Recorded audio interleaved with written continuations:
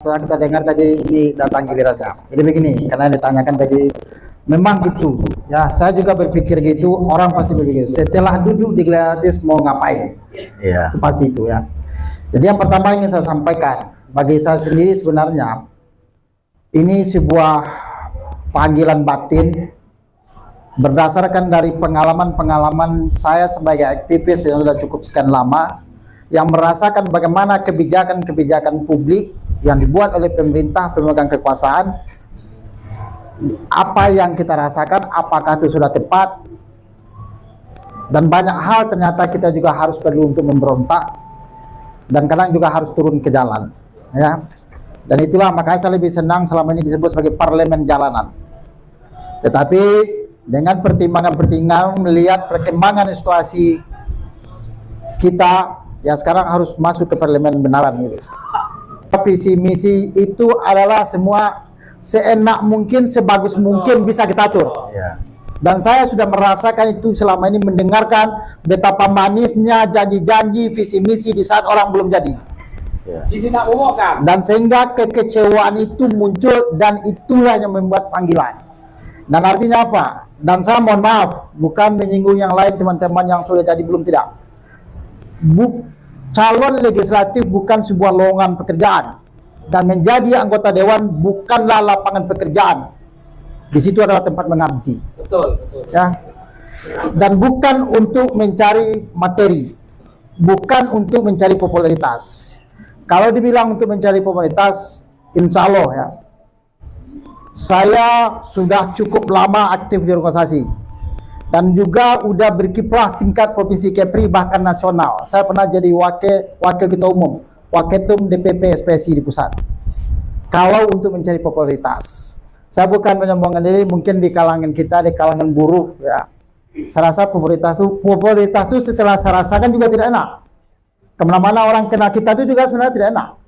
Itu hanya keinginan itu di saat kita belum dikenal orang, keinginan kita ingin orang populer. Tapi jadi orang populer juga nggak enak. Nggak begitu bebas ya. Kalau dibilang materi, insya Allah ya, walaupun kondisi sebagai aktivis buruh masyarakat, alhamdulillah rezeki itu ada aja, nggak usah ragu. Setiap orang nyelah itu Tuhan udah janjikan rezekinya pasti ada.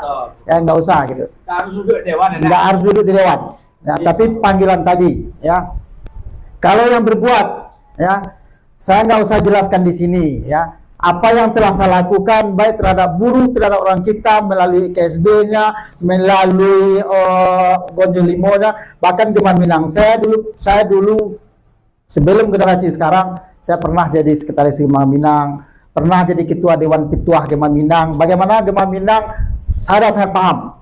Bagaimana Gema Minang sampai sekarang, bagaimana sebelumnya berjuang untuk kondisi seperti sekarang, saya alami semua. Jadi itu kalau dibilang berbuat dengan kita, saya nggak usah jelaskan, semua sudah tahu lah ya. Kalau untuk ke depan saya fokus saja, seperti disampaikan oleh Fadli tadi, tugas anggota dewan itu hanya 3 ya. Tidak ada yang nama program ini, program itu, visi misi segala macam. Itu hanya bagi saya katakan janji-janji pemanis saja bagi seorang caleg. Kalau itu kok ada itu ya, mohon maaf, ini bahasa seorang aktivis. Ya, satu, legislasi, membuat aturan, membuat regulasi, membuat undang-undang. Contoh di sini Perda. Saya ambil contoh satu, target Perda Ketenagakerjaan bagian kepengawasan. Ini udah lama saya perjuangkan, pernah kirim surat segala macam, tidak pernah berhasil. Dan kalau duduk di sini ini harus ya, contoh bikin Perda. Persoalan kita penduduk yang begitu besar, industri kita bisa berkembang, potensi sangat besar. Tetapi hubungan industrial kita kacau balau. Negara ini tidak punya blueprint yang jelas tentang tenaga kerjaan. Untuk itu kalau kita di daerah, tentu kita bisa berbuat apa yang kita buat di legislasi, kebijakan-kebijakan publik yang berorientasi kepada hubungan industrial yang harmonis, dinamis, dan berkeadilan, sehingga negeri ini maju, kita akan sejahtera sendiri. Tidak hanya ada contoh bantuan ini, BLT segala macam, itu hanya sifat sementara. Banyak yang lebih besar pada itu yang mampu dilakukan oleh negeri ini, oleh bangsa ini, yang tidak dilakukan.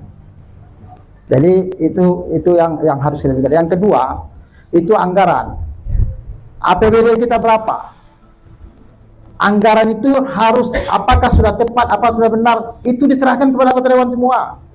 Saya tidak menjadi anggota dewan yang ada, tetapi sebagai aktivis saya selalu mempelajari. Pernah dulu saya advokasi anggaran namanya. Ya, apakah anggaran kita itu sudah tepat? Seharusnya betul dikaji berapa porsi untuk pendidikan, berapa porsi untuk pelatihan tenaga kerja, berapa porsi untuk kesehatan yang betul-betul bisa dirasakan manfaat oleh rakyat.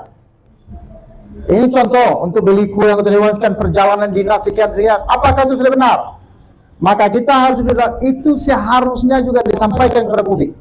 Ya, ini zaman keterbukaan publik. Apakah tentang anggaran rakyat tahu sekarang? Tidak. Hanya eksekutif dan legislatif yang menyusun itu. Apakah sudah porsi-porsinya tepat? Ya, artinya apa? Anggaran itu harus betul-betul proporsional. Kita minta masukan dari masyarakat, kita lakukan kajian, baru kita susun. Tidak semaunya, mohon maaf, kalau tujuannya ke sana mencari materi, yang dipikirkan anggaran penyusunan anggaran yang banyak masuknya ke anggota dewan. Coba tanya, berapa untuk belanja anggota dewan sendiri sekarang anggaran itu? Kita nggak tahu. Berapa untuk belanja pribadi? Berapa persen yang hanya untuk pembangunan masyarakat? Berapa persen pembangunan fisik? Rakyat tidak pernah dikasih tahu. Seharusnya kita duduk di sana, kita sebagai organisasi, saya sebagai aktivis, dan tidak akan pernah saya tinggalkan. Yang kedua, yang dalam hal ini tentu beban kita di dalam berat. Kita berhadapan dengan orang lain. Tetapi itu saya sebagai aktivis akan tetap jadi aktivis. Apakah akan berhenti demo? Tidak. Ya, itu sebuah janji. Artinya apa? Di dalam saya punya kekuatan luar. Itu terkait masalah tadi anggaran. Pengawasan juga penting. Fungsi legislatif juga mengawasi eksekutif juga. Kalau sekarang yang terjadi apa? Bagaimana harmonisnya hubungan eksekutif dengan legislatif? Itu harmonis penting. Tetapi ingat, fungsi masing-masing ada fungsi yang berbeda di situ. Ada fungsi yang harus dilakukan bersama, tapi ada fungsi yang berbeda. Ya, saling mengawasi itu penting, kontrol itu penting, dan kontrol sosial dari masyarakat juga penting. Dan untuk itu pendidikan politik kepada masyarakat itu penting, sehingga masyarakat paham tentang kebijakan-kebijakan dibuat oleh pemerintahnya. Ya, jadi itu ada kaitan sedikit. Kenapa saya maju dari Partai Nasdem? Niat untuk berbuat. Kalau berat, kalau memikirkan kesempatan hanya ingin duduk di dewan, banyak partai lain yang saya rasa lebih gampang jalan saya. Ya. Karena partai besar, Nasdem di Batam besar, partai berkuasa, pesaing-pesaingnya juga bukan sembarangan. Ya, saya itu pastilah suara yang dibutuhkan jauh lebih besar juga daripada partai lain. Saya berpikirkan banyak partai yang saya yakin bisa dengan lebih gampang saya ke dewan banyak. Tapi kalau saya di dalam tidak bisa bersuara sama sekali, juga tidak ada gunanya. Ngapain jadi anggota dewan kalau tidak bisa berbuat untuk orang? Apalagi kita ini aktivis banyak organisasi, sampai situ duduk jadi omelan orang. Kita hidup mencari baik untuk orang. Akhirnya di situ hanya menjadi omel orang. Makanya saya pilih Partai Nasdem, partai memang yang kuat, yang punya power untuk saat ini. Maka saya pilih Partai Nasdem gitu ya. Jadi buat sementara itu dulu. Silakan. Ya.